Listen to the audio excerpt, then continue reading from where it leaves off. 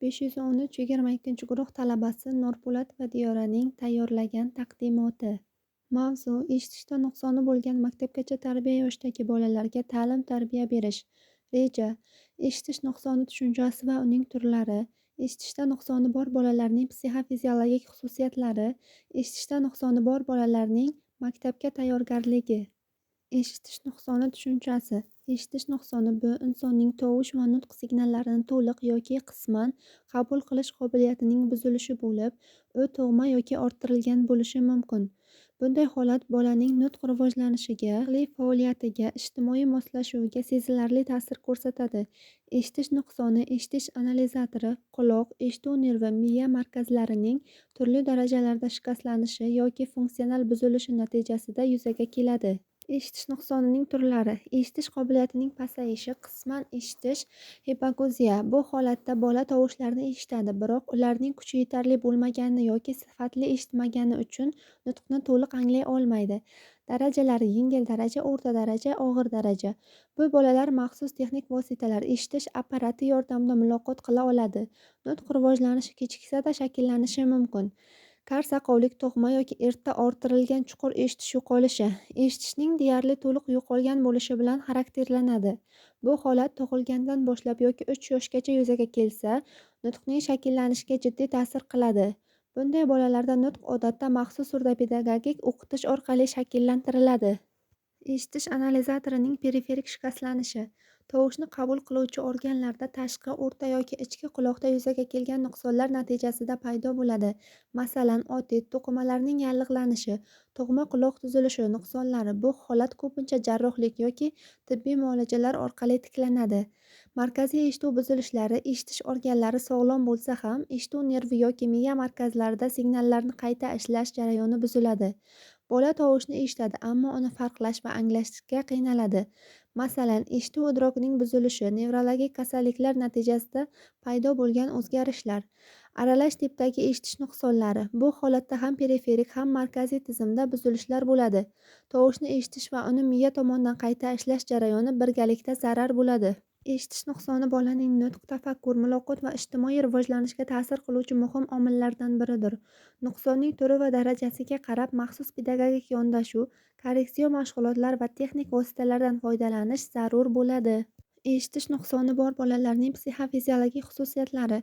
Eshitish analizatori bolaning atrof muhit bilan muloqotga kirishishi, nutqni o'zlashtirishi va psixik jarayonlarning shakllanishida katta ahamiyatga ega. Shu sababli eshitish nuqsoni bolalarning umumiy rivojlanishiga sezilarli ta'sir ko'rsatadi. Bu xususiyatlar psixologik, fiziologik va intellektual jarayonlarda o'ziga xos tarzda namoyon bo'ladi. Nutq rivojlanishidagi xususiyatlar. Eshitish nuqsoni tufayli bola og'zaki nutqni to'liq eshita olmaydi. Bu esa nutqning kechikib shakllanishiga olib keladi. Lug'at boyligi cheklangan bo'ladi. Gap qurilishi, grammatik shakllar qiyin o'zlashtiriladi. Tovushlarni farqlash, to'g'ri talaffuz qilishda muammolar kuzatiladi. Bunday bolalarda ko'pincha ichki nutq ham sekin shakllanadi. Bu esa fikrlash jarayoniga ham ta'sir ko'rsatadi. Idrok jarayonining o'ziga xosligi. Eshitish kanali cheklanganligi sababli bola ko'proq ko'rish, tinglash va harakat orqali idrok qiladi. Ko'ruv idrokining chuqurligi, tafsilotlarga e'tibor kuchli bo'lishi mumkin. Ko'p hollarda atrofdagi vaziyatni tahlil qilishda vizual belgilar asosiy rol o'ynaydi. Tafakkur rivojlanishidagi xususiyatlar. Abstrakt tafakkur nisbatan sekin shakllanadi, chunki nutq bilan bog'liq fikrlash jarayonlari to'liq rivojlanmaydi. Predmetli amalga oshirish faoliyati yaxshi rivojlanadi, chunki bola ko'proq amaliy tajriba orqali o'rganadi. Mantiqiy bog'lanishlarni anglashda qo'shimcha ko'rgazmali materiallar zarur bo'ladi. Emotsional-irodaviy sohaning xususiyatlari. Muloqotdagi qiyinchiliklar sababli bola ko'pincha tushkunlik, ichki tortinchoqlik, o'ziga ishonchsizlik holatlarini boshdan kechiradi. Ba'zi bolalarda esa aksincha, haddan tashqari faollik yoki tez jahllanish kuzatilishi mumkin. Hissiy holatlar ko'proq mimika, imo-ishораlar orqali ifodalanadi. Ijtimoiy moslashuvdagi o'ziga xosliklar. Muloqotning cheklanganligi bolaning jamoadoshlar bilan munosabatiga ta'sir qiladi. E'tibor ko'proq kattalarga qaratilgan bo'ladi. Tengdoshlari bilan o'ynashda ayrim qiyinchiliklar kuzatiladi. Bolalar ko'pincha mustaqil faoliyatda muvaffaqiyatga erishadi, biroq ijtimoiy ko'nikmalarni shakllantirish uchun maxsus pedagogik yordam zarur. Eshitishda nuqsoni bo'lgan bolalar psixofiziologik rivojlanishda o'ziga xos xususiyatlarga ega. Ularning nutqi kechikadi, idrok va diqqat ko'proq ko'rgazmali asosda shakllanadi. Emotsional va ijtimoiy moslashuv esa qo'shimcha pedagogik qo'llab-quvvatlashni talab qiladi. To'g'ri tanlangan metodlar orqali bunday bolalarda bilim olish, muloqot qilish va jamiyatga moslashish yuqori darajada rivojlantirilishi mumkin. Eshitishda nuqsoni bor bolaning maktabga tayyorgarligi. Maktabga tayyorgarlik bu bolaning bilish jarayonlari, nutqiy rivojlanishi, ijtimoiy ko'nikmalari, psixologik holati va jismoniy tayyorgarligining majmuidir. Eshituvida nuqsoni bo'lgan bolalarda bu jarayon o'ziga xos kechadi va maxsus yondashuvni talab qiladi. Nutqiy tayyorgarlik. Eshitishda nuqsoni bor bolalar uchun maktabga kirishdan oldin nutqiy ko'nikmalar alohida nazorat qilinadi. Bu yo'nalishda quyidagilar muhim hisoblanadi.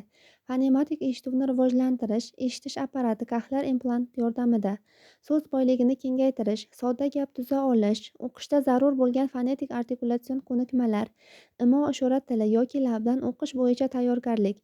Agar shu usul qo'llansa, nutqni rivojlantirish maktabda muvaffaqiyatli o'qishning asosiy shartidir. Bilish jarayonlarining tayyorgarligi. Eshitishda nuqsoni bo'lgan bolalarda bilish faoliyati ko'proq ko'ruv va sezgi organlariga tayanadi. Shu bois maktabga tayyorlashda quyidagilarga e'tibor qaratiladi.